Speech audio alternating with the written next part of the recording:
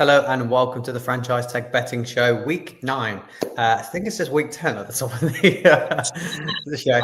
That's because it's the college show's Week 10, and I've sort of put the wrong date. I've got a week ahead. It's over. It's over already. Just forget it. It's done. He's blown it. We're keeping this in. This is not coming out.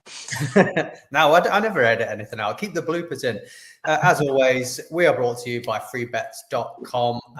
The very best in free bet offers brought to you daily by the free bets team. Loads going on there at the minute. Plenty of really good bets. Adam, you're still writing for them, still employing you to write articles.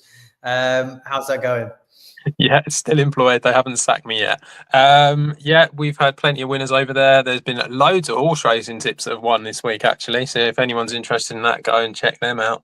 But yeah, we've got loads of stuff on there. I've got my NFL ACCA for everybody on Sunday.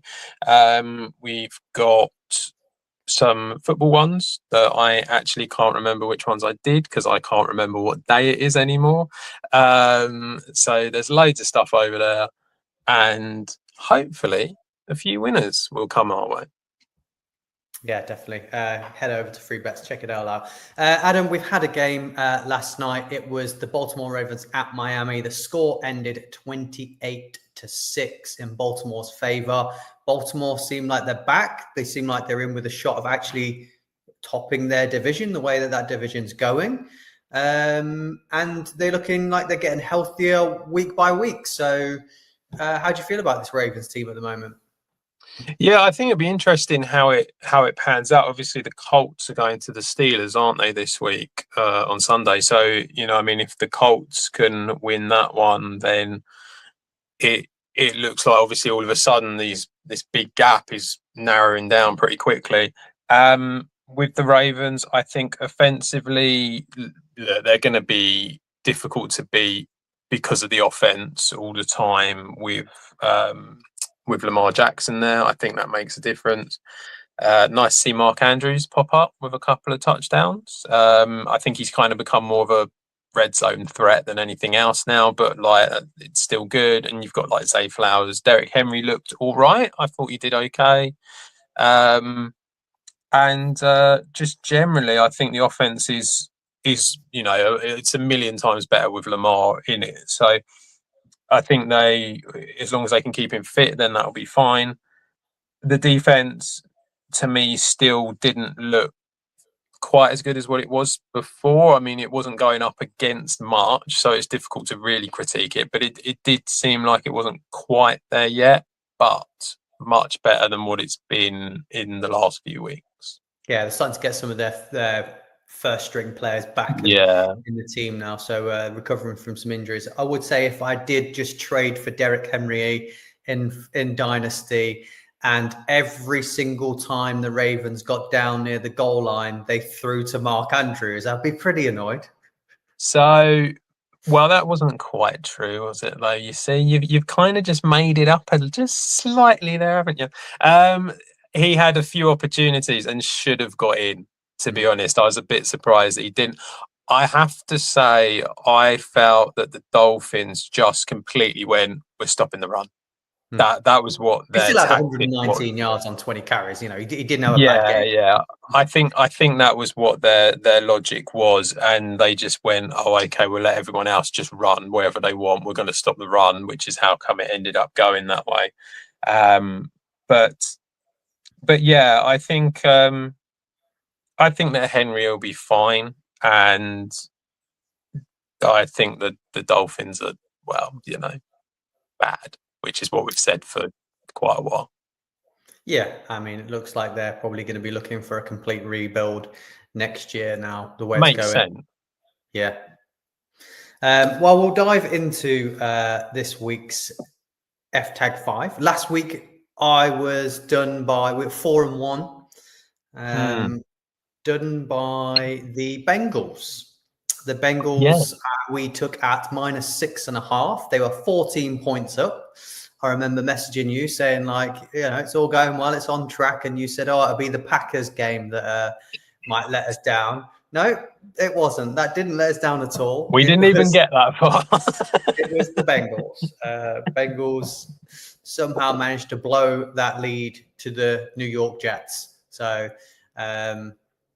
thought we were on for a winner. So maybe this week, I found it quite difficult again this week. So I found it difficult last week and we were 4-1. So fingers crossed. We are doing it slightly different this week. We had some feedback from our listeners to say that it wasn't quite working very well with putting the betting page up. They couldn't see the odds. They were forgetting what we had, and they wanted to know what the bet was and various other little things. So I've done it slightly different, Adam. So we'll see how it goes. I'm going to add stuff to it later on in the show. So I've got a lot of different graphics and things. Whichever style you like, you say, yeah, I like that one, I don't like that one, and we'll go with that. And we'll see how it goes. So let's get it up and let's have a quick look then. As long as you know what you're doing, it's fine. Well, there you go. No one can complain. They don't know what the bet was. They don't know, what the stakes were, how to get it up. It's there on the screen. They can pause it. They can take the bet. They can get it on. So as you can see, first up, I've taken the New England Patriots -5.5. Do you know what? Did I even send you these over? No, you haven't sent these over, and I have absolutely no idea what the bet is because I'm on my phone and I can see about that much. That's how big it is for me. So don't worry though, I'm fine. Good lad. Patriots -5.5 at the Patriots against the Atlanta Falcons. Feel like the Patriots have said this for the last 3 or 4 weeks. They're on a really, really good run at the moment. They've got a really good stretch of games where they can really cement themselves and showcase what they're doing. Drake May's playing, as our group chat would say, MVP level football.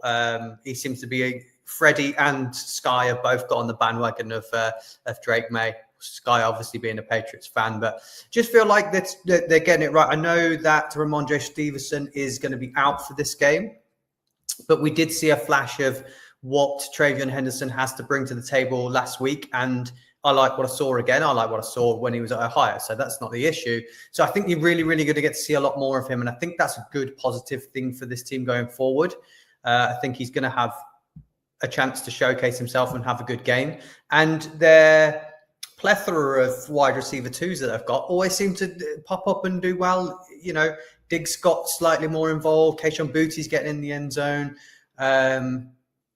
Demario Douglas, they're all getting involved. And the Atlanta Falcons, we discussed them on Monday. I'm just not sure what they are, who they are, which team's going to turn up, and how well they're going to play. And for that reason, I'm taking the minus under a touchdown. So I'm taking the -5.5 on the Patriots. Yeah, this is actually an interesting game, which I'll talk about in a minute. But I kind of agree. I like the Patriots for this game. I think that they have shown that they've got a solid defense that's doing pretty well and a really good offense. And although there, like you say, there isn't really a wide receiver one, I think the idea or the days of Diggs being considered a wide receiver one is kind of gone now. It doesn't seem to matter. I think they've just got a really good setup at the moment. And actually, there's a lot of talk about the trade deadline at the moment and teams going for different players. And obviously, AJ Brown is being linked a lot to the Patriots. I can't help but feel that it might actually upset the balance a little bit, and I don't think it would necessarily be the greatest thing for them. The reason I say it's interesting is that so as you would say, in Sky, who is part of our podcast, I sat and listened to Pat's Pals, the Patriot Focus podcast with Shane from the Irish NFL show, very eloquent, and him trying to deal with an absolute buffoon in Sky. And what was really interesting is they kind of took the next two games together as just to speak about, and it was so Falcons at home and the Bucks away. And Sky was concerned. He actually thinks that this is the one they're more likely to lose against the Falcons, which I'm not quite sure why. Because the Falcons they're very good against the pass. Like they do very well against that. But they're atrocious against the run. they do struggle against being able to stop that. So, I mean, okay, Ramondre Stevenson is out, but as you said, Travion Henderson looked all right last week, and I think that he'll do all right for them. He'll be fine. And Drake May obviously rushes quite a bit as well. So I don't really see what the massive concern is. And the Falcons are just one of these teams that you never quite know what you're going to get. You could get a team that does all right, but then you could get a team that loses 34-10 to the Miami Dolphins. So you're going to get a team that beats the Bills or a team that loses to the Dolphins. Yeah, it's really weird. And obviously, last week they had injuries and stuff like that, so it's a little bit different. I think Michael Penix is meant to be back, isn't he, for this game? Is he definitely? I haven't seen anything at all, but I know that it was sort of like early in the week it was trending that he was only going to be out for the one game. So, but yeah, there's talk about him being back. There's talk about Drake London being back as well, which obviously will help them. And I think that that kind of should, in theory, should improve them. They're going up against the Patriots defense, who are second when it comes to giving up rushing yards. So they're pretty strong against the run, and I think that probably means that Bijan might be limited to a certain extent. I mean, obviously he is just that good, so he will do well, but I think he'll be limited a little bit. So yeah, I mean, Patriots are home on a 5-game win streak, doing really well. I don't see the Falcons being able to stop them, and so the -5.5 is big, but I just think they are probably better than them, and they're winning by a touchdown is fairly likely. So Michael Penix has logged back-to-back limited practices. Still got his knee injury, and his status is uncertain.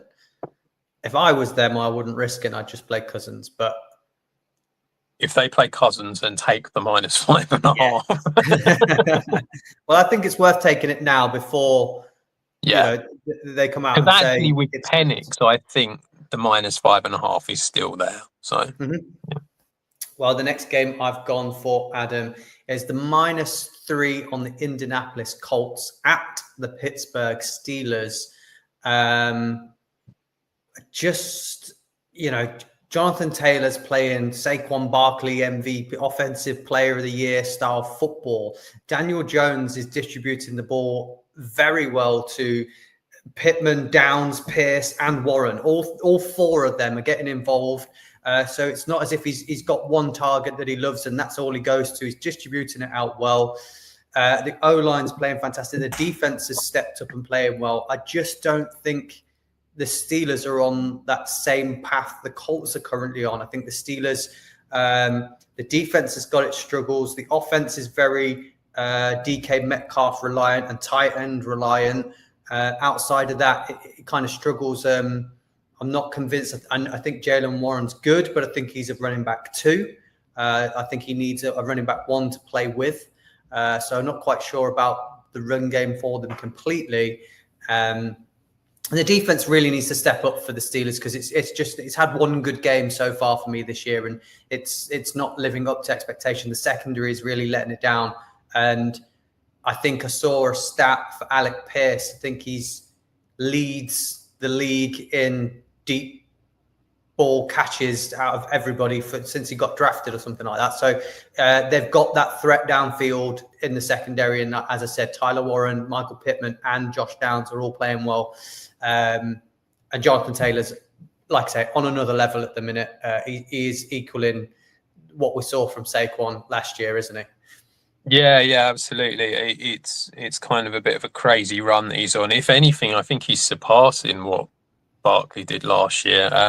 So yeah, he's doing great, and I don't see it stopping in this game. I actually think so last week when the Steelers played the Packers and lost sort of 35-25, I actually think this could be a carbon copy.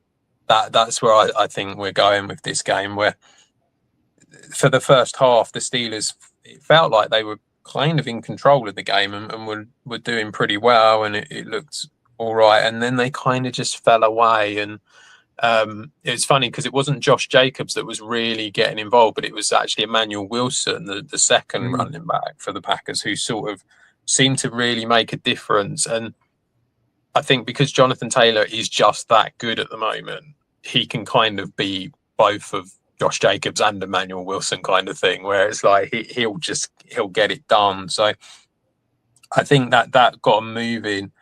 And then I'm not saying that Daniel Jones is going to be able to pass as much as what Jordan Love did or as accurately, but I think it's a case of like Daniel Jones is clearly showing that in the right setup he's a capable quarterback, and it seems to be working pretty well for them. So the one thing that, to me, when watching that game last week, Jordan Love, a lot of them throws were not massive throws. A lot of them were quite sort of short throws out wide and kind of in the slot, and it kind of worked quite well. And I think that that's something that Daniel Jones would probably be quite good at doing. And like you say, you've got Michael Pittman, you've got Tyler Warren, these guys can do that. But at the same time, Jordan Love was able to throw a few bombs down the field and Christian Watson was there. Well, you've got Alec Pierce. This is the point. So it kind of feels like the Colts have got all the same sort of attributes as what the Packers had, and all the same sort of problems that the Steelers are going to face. And I think because of that, it is really difficult to go against this bet, because firstly, the Colts are 7-1. They're on a great run. It's -3, so it's within a field goal. And I just feel like you say, with the Steelers, I think because the defense just isn't really clicking how it has done in previous years, it's tough to see them being able to outscore the Colts. I think that's where we're at. Yeah, we saw the Steelers record no sacks on Jordan Love. Yeah. And I'd argue that the Colts O-line is probably better than the Packers O-line. Yeah, so I think that's fair. Yeah. I think Daniel Jones is going to have that time. We've seen when he has got that time, he's very good. So, I don't see how the Steelers do better than what, I mean, they've got to do better, but how they can improve when they're up against something that's harder than what they faced last week. So, really happy with the -3 on that. The next one I've taken, Adam, is the -3 on the Seattle Seahawks versus the Dallas Cowboys. I was unsure why this was so short in Seahawks favor. Do you mean against the Commanders? Why is it? Yeah, against the Commanders. It's changed it on mine to the Cowboys. I don't know why. Against the Commanders. There we go. Don't know why it's changed it on my list. Everything else is correct. It's what happens when you don't get the actual betting screen up, isn't it? There you go, you see. Yes. So gone with the Seahawks, who I think are one of the most well-rounded teams in American football at the moment. I think defense good, offense good, O-line good. So they're doing all things right. I think they're in with a good shot of topping their division. I think they've getting the best out of their youngsters. I think the head coach is doing great.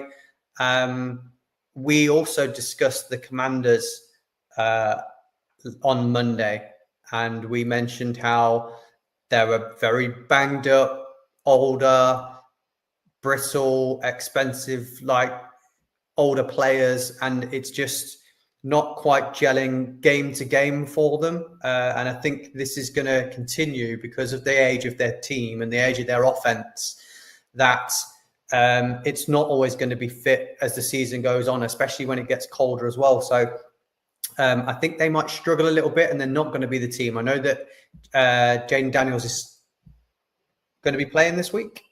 Yeah. But he's not looked the same guy as he has done in the past. And obviously, with the amount of injuries that he's been sustaining, is he going to put himself on the line as much, knowing that in the next hit he could miss a couple of weeks again, and the team then is at a loss without him? So I really like the Seahawks against most teams at the minute, so I'm taking the -3 on them. Yeah, I think the -3 for the Seahawks does make a lot of sense in this one. They are playing very good complementary football. Like everything is kind of working. One area that they are a little bit lower when it comes to the rankings is their 23rd against pass. They do give up some passing yards, but it's not like the end of the world when you got everything else sort of going as well as it is. They're very, very good against the run. So you can kind of see what they're doing. They have just got everything going for them, and they're coming off their bye, aren't they, as well? They had a bye last week, I think it was. So it kind of feels like they're going to be refreshed. They're going to be ready to go.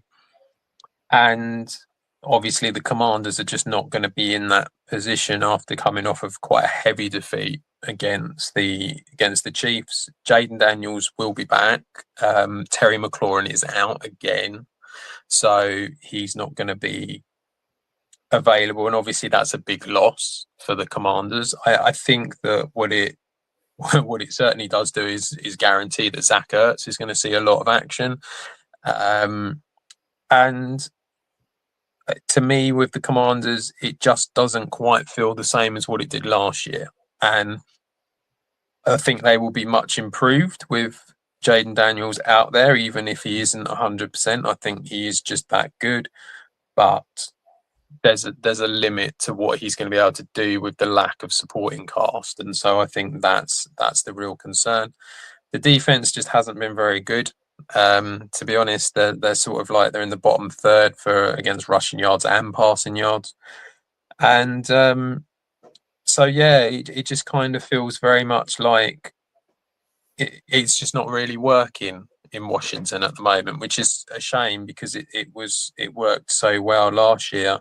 But I don't feel like this is a lot of people go, oh, second year quarterback slump and all that sort of thing. I don't really feel that's what the problem is. I just feel like the whole team in general has kind of slumped a little bit, and that's the problem. But yeah, for this specific one, it's really difficult to get away from the Seahawks, who are looking very good. And again, it's within the field goal, so -3 is really worth taking, I think. Yeah. The next game I've taken, Adam, I've taken a bit of a big punt on that one. I didn't take as many big punts last week because we said the spreads were quite high, and they actually came in. So I've decided that I'm going to take one of them. I'm taking the LA Chargers at the Tennessee Titans at -9.5. Chargers, despite the injuries, Kamani Vidal looks like an RB1 at the minute. He's playing up to the level of that.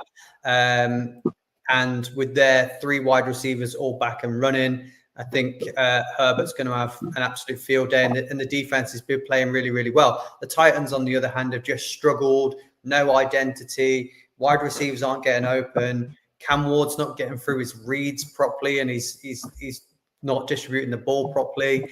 And I just can't see them getting enough points on the board, whereas I can see the Chargers having multiple drives where they get in the end zone and winning this by sort of 14 to 20 points. Yeah, I think not only is it going to be very difficult for Cam Ward to be able to get anything going because he's not playing particularly great and hasn't done all season really. I think it's just going to be difficult against this Chargers defense that is a very strong, sort of solid unit and has done really well. Look, the Titans kind of gave up when they sacked their head coach, like in week 6 or whatever it was. So I think it's a case of it's unlikely anything's going to change from them. The only sort of bright spark that's come out of this Titans season really is Chimere DK. I think has done pretty well for them at wide receiver. He's looked all right. I think Iamana looks okay as well. So they've got a couple of young wide receivers that are on their rookie deals at the moment that could potentially be able to do something with Ward. But it's not looking fantastic at the moment from them.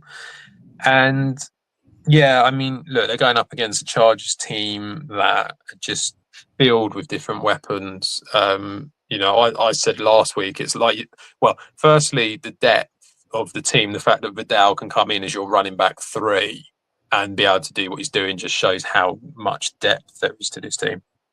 But also, we've had enough trouble trying to find the touchdown scorer between Lad McConkey, Keenan Allen, and Quinton Johnson, and now they've gone and thrown Aronde Gadsden into it as well. And it's like they've got 4 really good weapons there who are going to be able to score touchdowns.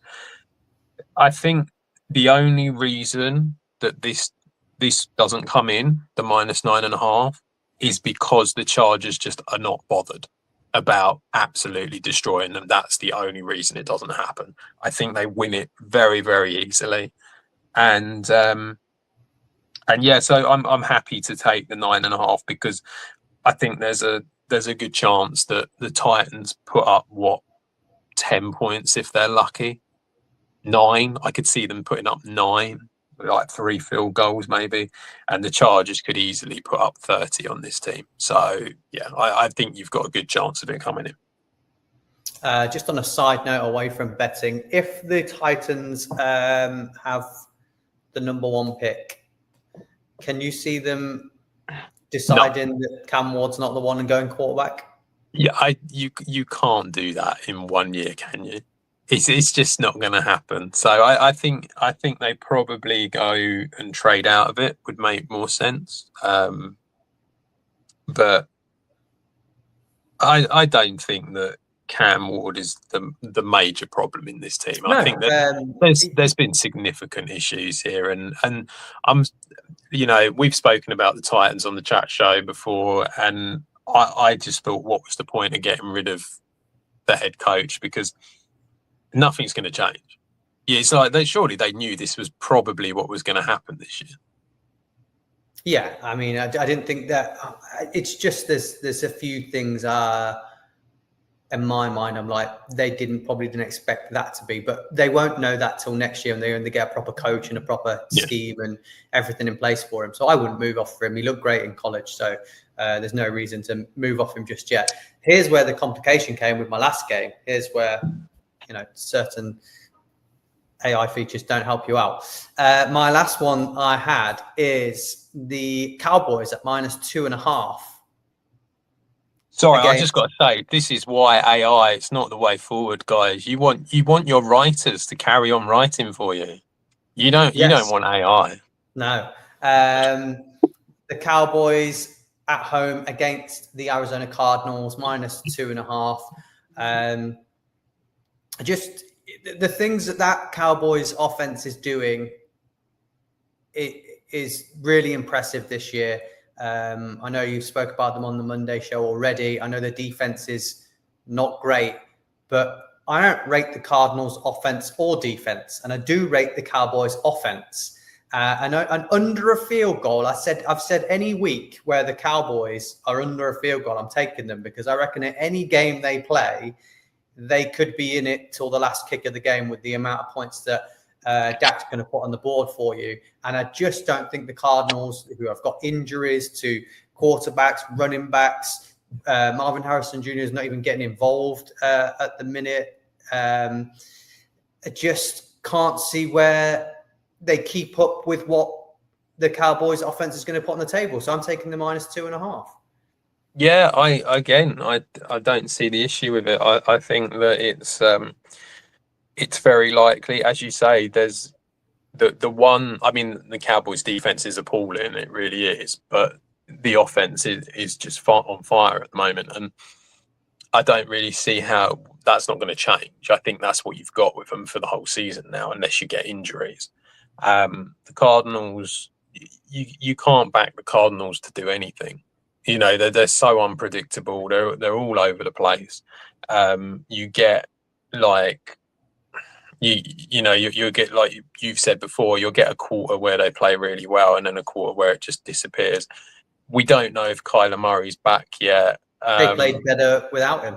Yeah. Well, the offense certainly looked more pass heavy with him, and they looked better at times with Jacoby Brissett, wasn't it, who was there? Mm-hmm. So I think it's difficult to really trust them. I think the Cardinals' defense isn't bad. I think it's okay, but going up against this Cowboys offense, I think it's going to be very tough to beat.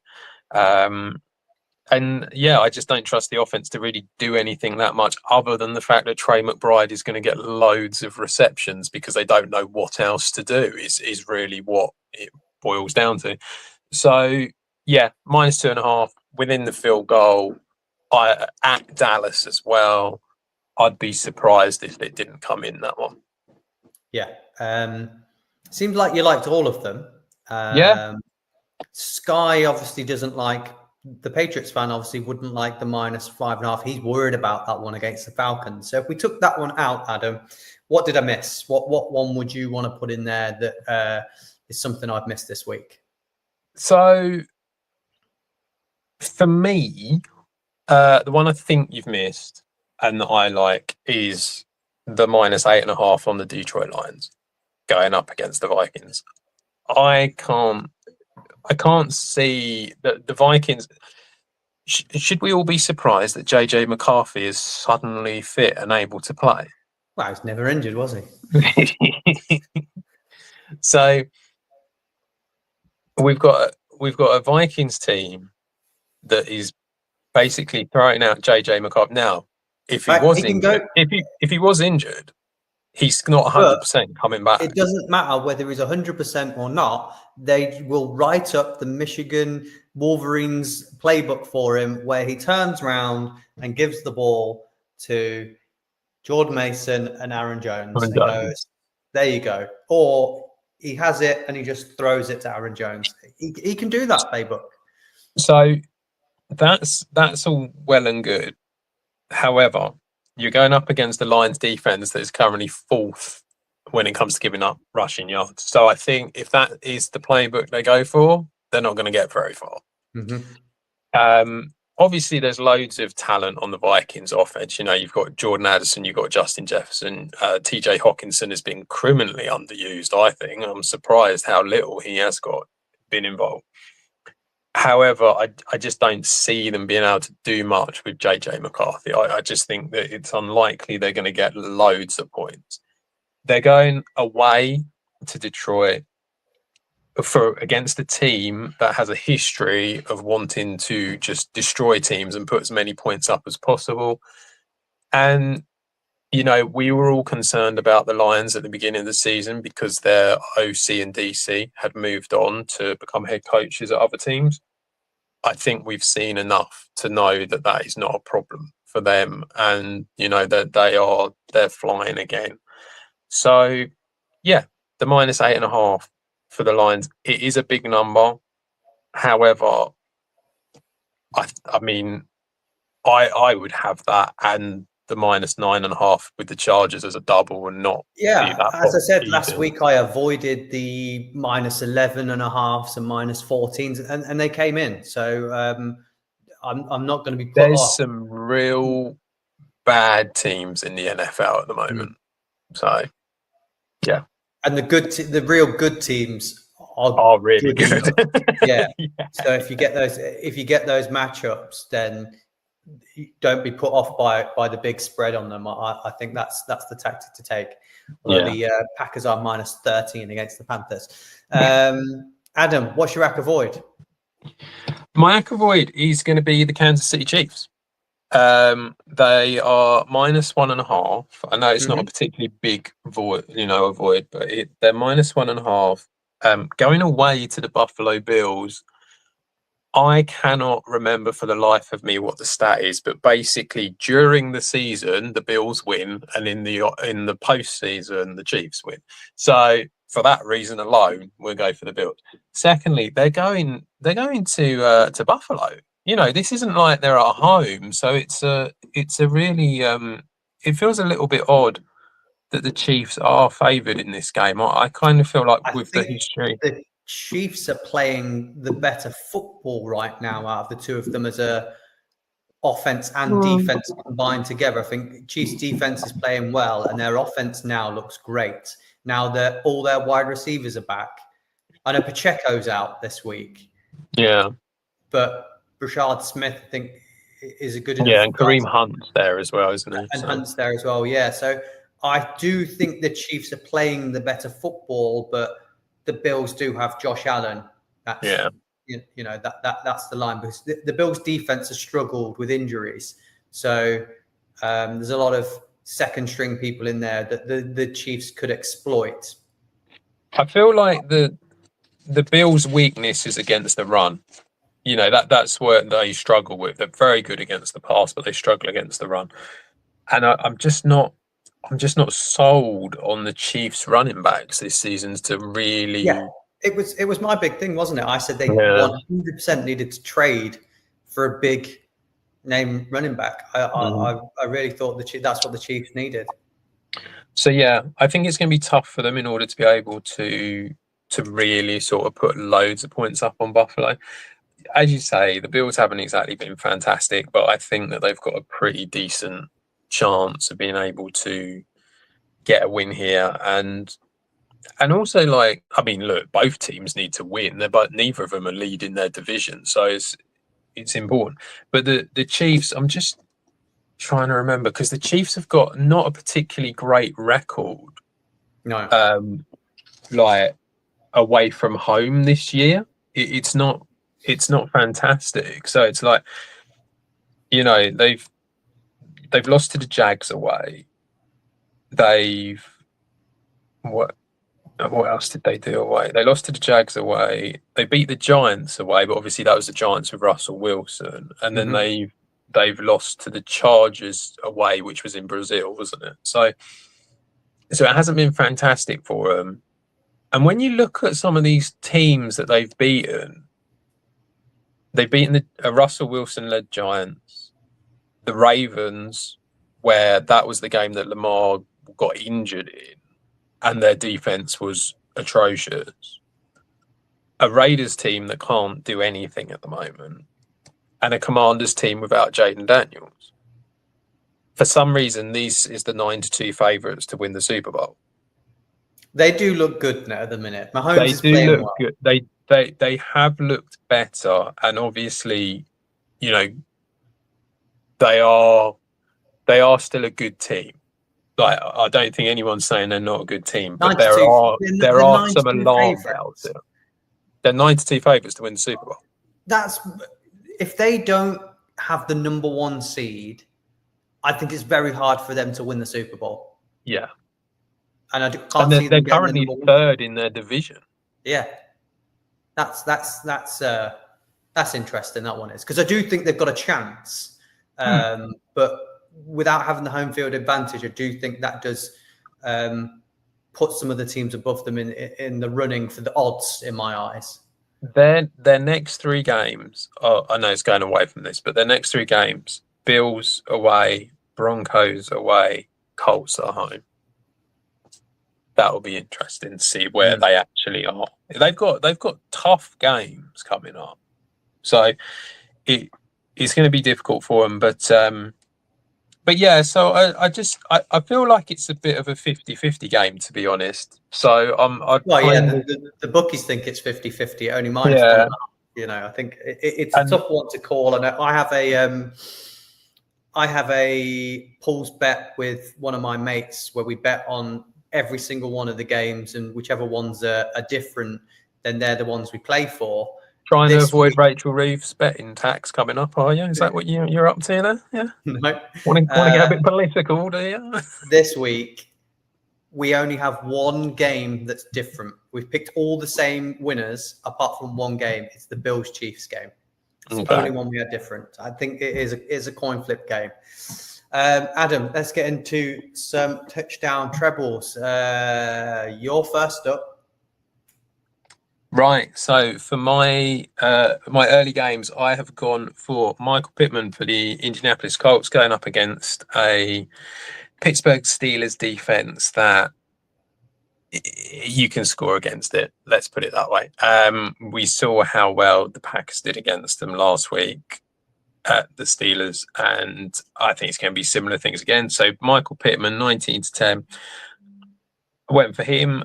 Tucker Craft for the Packers. I just going up against the Panthers. I think they've got a good chance of winning this game. I feel like they're going to try and run the ball quite a lot, but I still feel like Tucker Craft, even if they do try and just run the ball, I think Craft will get involved a lot. He got 2 touchdowns last week, so I think he's good at 5-4.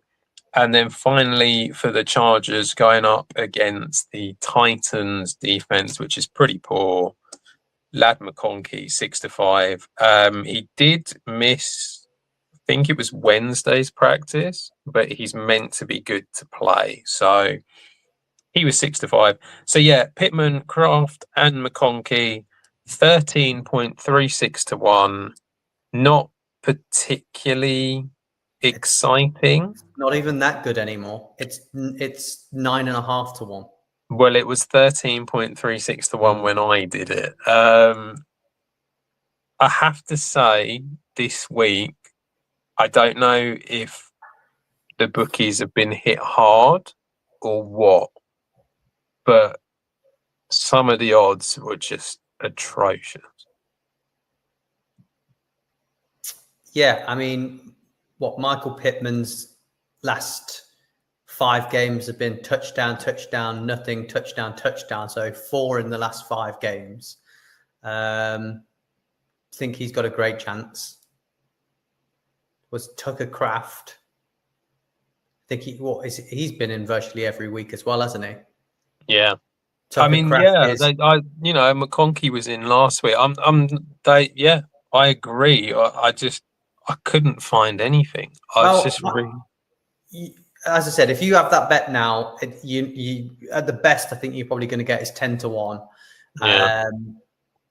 I've managed to find some better odds than you. But your bet that should come in if you want to win some money. It's a lock bet. It's a good one for an article, that is. Adam, I've gone with. You ready for mine? I've gone with RJ Harvey at 13-6, and then Tyler Warren at 7-5, and Kayshon Boutte at 12-5. So RJ Harvey against the Texans went in. Did he go in three times last week? Twice. I can't remember. Twice or 3. I know. Oh, let's check it for you. But the last 2 games he's been in the end zone. So I know. So J.K. Dobbins has not scored a touchdown in his last 3 games. He's the favorite to score. But RJ Harvey went in 3 times last week and once the week before, and then 2 weeks prior to that he went in again. So he scored 4 touchdowns in 5 weeks. And his odds are fantastic. I think they've got a good chance of scoring multiple touchdowns. So even if Dobbins does get a goal line one, I think there's potential for later on in the game for Harvey to score. So took those odds. Tyler Warren, I think he's a lot to score most weeks. We saw Tucker Kraft absolutely go wild against the Steelers. So I can't see why Tyler Warren, a very similar player, isn't going to go wild against them this week. And then Kayshon Boutte, I think he's good for a touchdown most weeks if you're picking a receiver from that New England team. And I think New England's offense, as I said, is playing absolutely fantastic. And if I'm going to pick someone, I'm taking Kayshon Boutte to get in the end zone. It's 26.6 to 1, Adam. Tyler Warren, I really like and had written down. Kayshon Boutte, I really like and had written down. Although he's actually gone out. He was only 11-5 when I looked at him on Wednesday, which is a surprise. RJ Harvey, yeah, I get the logic. I wouldn't do it because you're going up against it was tough to get the odds this week, and I always look at the larger odds. So I think he's got a good chance. As I said, he scored 4 touchdowns in 5 weeks. 5 touchdowns in 5 weeks, sorry. 4 I actually think we might have a combination one. I don't know what the odds would be that could come out quite well, but I wonder if maybe like Boutte, Pittman, and one of Kraft or McConkey, whoever you fancy. So Pittman, Yeah. Booty, and I might actually didn't you have Pittman as the same as Warren? They were both 7-5, weren't they? yeah, they're both 7-5. So you could do Booty Warren or Booty Pittman. Mm-hmm. And who's the And third then, one? Kraft or McConkey, whoever you want. Or with Kraft, it's 14-1. And then is McConkey the same? With McConkey, it's 17-1. So you put McConkey in that. Yeah, that might be a better move. So what's that? Booty, Pittman or Warren, as they're both 7-5, and then McConkey. Yeah, that might be a better one. 17-1. Adam, who's your late treble? Again, it was well. I mean, these last three games, who the hell cares about any of them? I mean, honestly, we'll probably all end up watching the Chiefs Bills just because it's the Chiefs Bills, but the rest of them, there was nothing. Devontae Adams for the LA Rams is what I went for, going up against a New Orleans Saints team that, for some reason that no one can actually explain to me, has decided to bring in Tyler Shook as their quarterback. Obviously, they're upset. They feel that they could win a game, and so they've decided to bring a rookie in who's worse. Hasn't everybody been saying how well Spencer Rattler's been playing through the first half of the season? Pretty much, yeah. So that seems a bit weird. But yeah, I think the Rams will destroy them. Devontae Adams, I've gone for that one. Brian Thomas for the Jags against the Raiders. I actually quite like the Jags for this game. I like the Jags for this game. I think they've got a good chance of winning this one. Coming off the bye, I know the Raiders are as well, but I just think that they're a better team all round. So I've gone for Brian Thomas. Travis Hunter has just gone on IR, hasn't he, today? So he's not going to be there. So I feel like a lot of it will go to Thomas now. He just needs to learn to catch the ball, which would be lovely. He's only scored one touchdown so far this year. Yeah, he's been quiet, but there was literally nothing else that I was interested in that game. Although I would come out and say, obviously, we did this beforehand. Brock Bowers is meant to be back for this game, and I think he's a reasonably decent price. So could be interesting. And then finally in the Chiefs Bills game, just purely to try and push the odds up a bit, I've gone for Khalil Shakir, 11-5.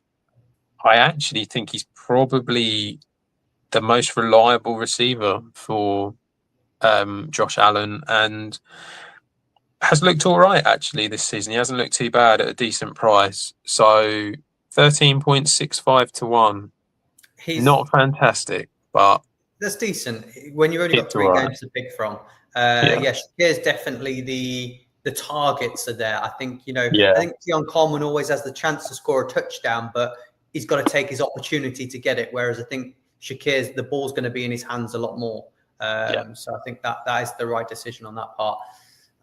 I don't know where the touchdowns come from for Jags. They've been winning games, and Brian Thomas has only got one of those touchdowns. Is it going to be Parker Washington? Well, I mean, possibly. I was looking at it and I was just like, there's nothing here at all, sort of thing. Because, De'Ami Brown hasn't really got that involved. Parker Washington, I suppose, has always got a chance of scoring because of the kickoff returns and stuff like that. So he's always got a chance. That they were getting quite a bit through Brenton Strange, weren't they? And obviously he's now gone on IR, so he's out. Tuten's just not really getting involved that much. I mean, Travis Etienne is the obvious one, but he's short. So yeah. And then when it came to the Raiders. Bowers at 7-4. I'd probably pick him, but I mean it's a rough game. Yeah. Well, let's see what I've gone for. I can't even remember what I picked in that game. Who did I pick in that game? Oh, I know. I've remembered. Well, that's because you've seen it. Don't worry. I've gone for a very, very safe 2, and then somewhere I know the ball's going. I've gone with Rashi Rice at 11 to 10. I'm guaranteeing him for a touchdown every single week. They're on about getting him more involved than he has been in the previous 2 weeks, and he's been heavily involved already. And they're on about him taking snaps, direct snaps as well. So I think Rice is going to be heavily involved. They might even use him as a decoy running back as well. So money's on Rice again. Travis Etienne I went for, the obvious choice at even money. Regardless who the quarterback is, this guy has always seen the targets and he's always played well. We've always said if he can stop himself from getting concussed, he's an absolute great wide receiver. I'm taking Chris Olave at 16 to 5. It gives me 16.6 to 1, Adam. Yeah, well, I mean, I think the first 2 are fairly obvious, as you said, with Rice and Etienne. They're fine. I've got no problem with them. I don't think Tyler Shook's going to do anything, so that would put me off Olave. But there's not a lot to get excited about from the late window. I have to say, to be brutally honest, there's not that much in the early window to get that excited about. So it's been, like I said before, I don't know what's happened. I feel like the bookies have gone very tight on the odds this week, and I don't know. We'll see. Maybe it'll be back. One thing I would say is, again, tight ends. There's a lot of tight ends that are worth looking at again this week. They've got some decent matchups, and there's definitely a few worth looking at.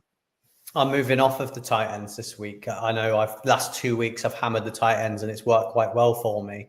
I'm going with the running backs this week. I think running backs have got a great shot. I know the odds are very short on a lot of them, but I might have a 5-fold on running backs, which gives you some good money. I might put something out later for it on social media, onto our Instagram for it. But I do like the look of a big running backs bet this week. Well, we've had some new graphics. We've had some new errors. We've had some fun times. I will get them all amended. We'll get them all out on Insta and X and various other platforms. Adam, how did you feel about the new, without having the betting site up? Do you prefer the tickets like this, or? This is much better, and it means that you have to do more work. So I'm all in favour of it. I think I'm going to do even more work, because I think from the players that we pick, I'm going to get a bit more info upon them, how many touchdowns they've scored in the last 5, how many targets they've had, and things like that, just to give our bets a bit more boost. So might see some more from me as well. Look at you. It's like you'd learn how to use the graphic system, and now he can't stop himself. Well, I haven't learned how to use it. It's been a bit of a shambles tonight, but we've got to start somewhere, haven't we? But that's all we've got time for. Best of luck. I think we've got some winners in there, Adam. I'm pretty sure there's definitely a winner in this week. But till next time, keep it with Franchise Tag and see